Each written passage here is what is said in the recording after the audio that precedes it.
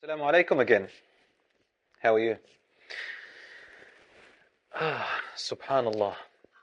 Alhamdulillah, wassalatu wassalamu ala rasulillah.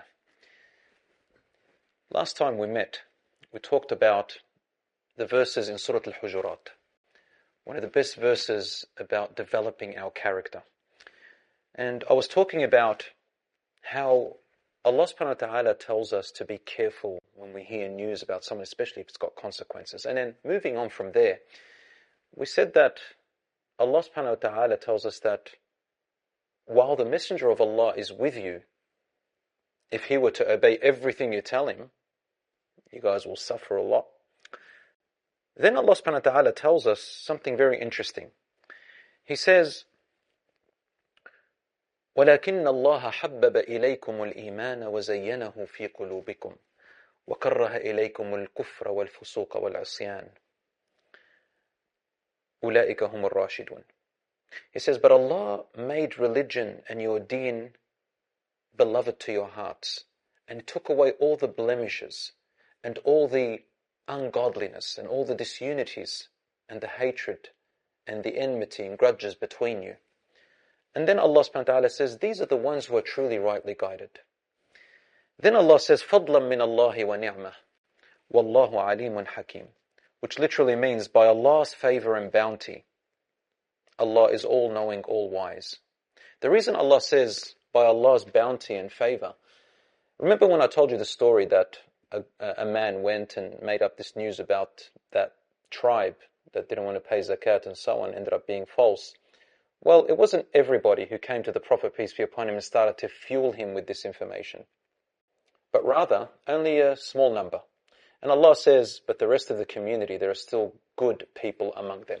And Allah says, as if He's telling us, in all time and all eras, there are always large numbers of good people who will set things straight. And we have to choose which group we're going to be part of. And that's why Allah says He is all-knowing and He is all-wise, meaning He knows that there are still people who will uphold the right and fix and reconcile between the community. Without the community, we are nobody, brothers and sisters. And that's why Allah then immediately, without the community, who are we? And that's why Allah then says, إِنَّمَا الْمُؤْمِنُونَ إِخْوَةٌ فَأَصْلِحُوا بَيْنَ أَخَوَيْكُمْ وَاتَّقُوا اللَّهَ لَعَلَّكُمْ تُرْحَمُونَ. That really touches my heart. Allah subhanahu wa ta'ala tells us, surely the believers are none but brothers unto one another. So set things between each other as brothers and have fear of Allah that you may be shown mercy. Wow. Allah subhanahu wa ta'ala is likening and bringing the word mercy into how we address each other and love each other as brothers and sisters. What does it mean to love each other as brothers and sisters? Well, look at the verses before. It talks a lot about verifying, clarifying, not accusing, loving one another, wanting the best between each other, and reconciling between each other if you see members of your community fighting, not fueling it. And Allah subhanahu wa ta'ala says to us, and this is something that the disbelievers at the time of the Prophet, peace be upon him, they didn't have this word, brothers and sisters. Allah brought this word, brothers and sisters. And He says, as a matter of fact, you are actually brothers and sisters. Yeah, you marry from each other and you have relationships and love one another in different ways, but you're still brothers and sisters. Even a husband and wife are brother and sister in Islam, that is. Your mother and father are your brother and sister in Islam, that is. Which means treat each other the way that you would love to treat your own brother and sister. Imagine someone talking about your brother and sister. How would you deal with that? Imagine your brother and sister have done something wrong. How would you deal with that? Our Prophet Muhammad, peace be upon him, said, assist and support your brother or sister, whether they are the perpetrators or whether they are the victims. Obviously, they all understood at the time, we know how to support them if they are the victims, but then they said, how do we support them when they're the perpetrators? And the Prophet, peace be upon him, told them by stopping them from their oppression. That's how you love one another. So if you know a brother or a sister who is talking ill about someone else, or probably hasn't clarified or verified, then you should be advising them, not fueling it. We are not cults or gangs in Islam. We are not thugs off the street. No, we don't hold on to that. Our deen and our brotherhood and sisterhood is what holds us together. At the end of the day, we all love Allah. As Allah says, hold ye all onto the rope of Allah subhanahu wa ta'ala. I want to share a few hadiths from the Prophet ﷺ that really tie all of this together. I'll give you one example. This hadith is in Musnad Ahmad. Jarir ibn Abdullah. He said, the Prophet, peace be upon him, took a pledge from me. And then he advised me of three things. He said that I will establish the prayer, that I will continue to pay zakat, and that I will remain a well-wisher of every Muslim. That last part is the hard part for a lot of people. To remain a well-wisher for all my brothers and sisters. What does that mean? It means that no matter what I've seen in them, I only want the best for them. Their reputation, their blood, their honor, their property. Even if they are astray, even if they are obnoxious and bad character and rude, even if they say the wrong thing, what do? I go and I try to advise them. And again, there are some people who really want the best for religion, and sometimes they get a little bit heated when they hear somebody saying the wrong thing about Islam or misinterpreting a verse, and that's fine. I mean, it's not fine to misinterpret the verse, but we do understand that people make mistakes. The companions made mistakes. And what we should be doing is going and correcting them and helping them to be on the right path with a smile and with love. This is how we, inshallah, hold together and save the religion, or save people from misunderstanding their religion. Another hadith of the Prophet, peace be upon him, where he said, the life, property and honor of every Muslim is forbidden to every other Muslim. In another hadith, the Prophet, peace be upon him, tells us, a believer's relation to the community of the believers is just like the head's relationship with the body. He feels their afflictions as the head feels the pain of every part of the body. Wow. If we were to be like that, imagine the power, imagine the strength, imagine the love, imagine the community, imagine where we'll be. This is what Allah subhanahu wa ta'ala wants from us. And finally, a beautiful hadith that I loved is, the believers are with one another like the bricks of a wall, so that each is strengthened by the other. The hadith is in Bukhari. You cannot have a building standing without each brick supporting the other. You and I supporting each other, right or wrong. We support each other by either correcting each other, stopping each other from oppression, or supporting each other if we're the victims. You know, brothers and sisters, there is a great scholar, and I always love to refer to him, Ibn Taymiyyah, and he talks about this.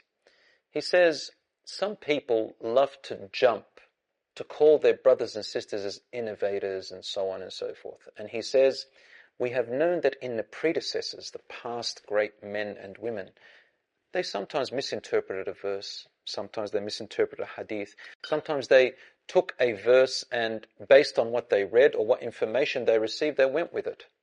He said, we don't go jumping on them. He says, everybody knows that I always sit with the people and clarify for them and help them. And then if they fix their way and they learn, then they're our brothers and sisters and they're calling to the proper way.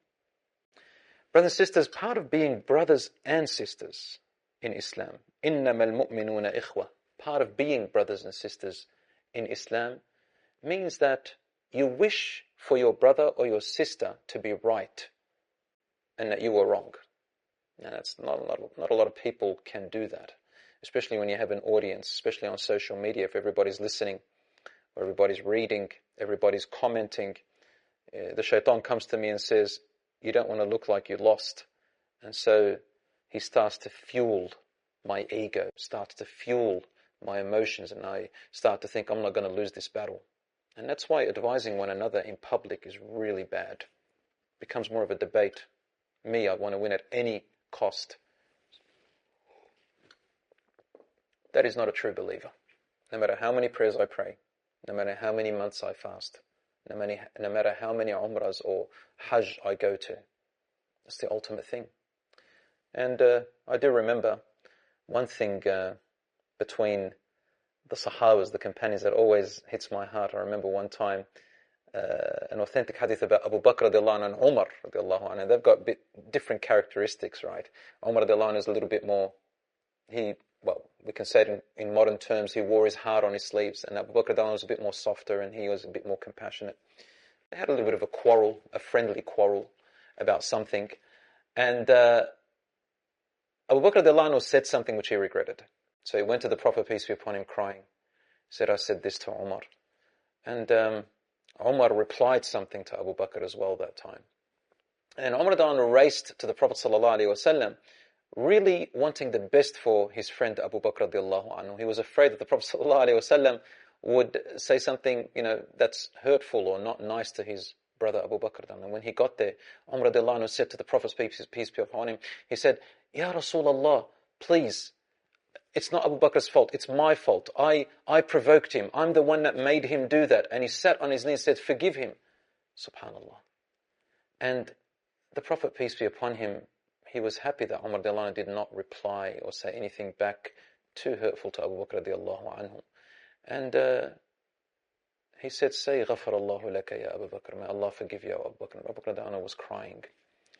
We find these incidents throughout the seerah and the biography of the Prophet, peace be upon him, where he only wanted them to love one another, to forgive each other, to reconcile and to correct one another. If we love the Messenger of Allah, we have to take him as a great role model. If we love his companions, we take them as great role models as well. Now, lend it even with this. In one of the battles, I forgot which one of the companions was fighting, and the enemy fell on the ground. And then the enemy, out of fear, said, Ashhadu an la ilaha illallah wa ashhadu anna Muhammadan Rasulullah. He converted right there and then. And yet the companions still killed him in the battle. When the news came to the Prophet, peace be upon him, the Prophet, peace be upon him, was displeased with that. In fact, he was very angry. And he said, Ya Rasulullah, it's very clear he was afraid. He just said it out of fear. He could have gotten up and, in other words, he could have gotten up and still stabbed me if I had let my guards down. But the Prophet, peace be upon him, continued to say to him, Ashaqaqta an qalbih? Did you open up his chest and look inside to see his intention? Wow. Till the man regretted what he had done. So, may Allah subhanahu wa ta'ala unite us as brothers and sisters always, and always say to each other, I love you for the sake of Allah, and I forgive you for the sake of Allah, and you forgive me for the sake of Allah. Wassalamu alaikum wa rahmatullahi wa barakatuh.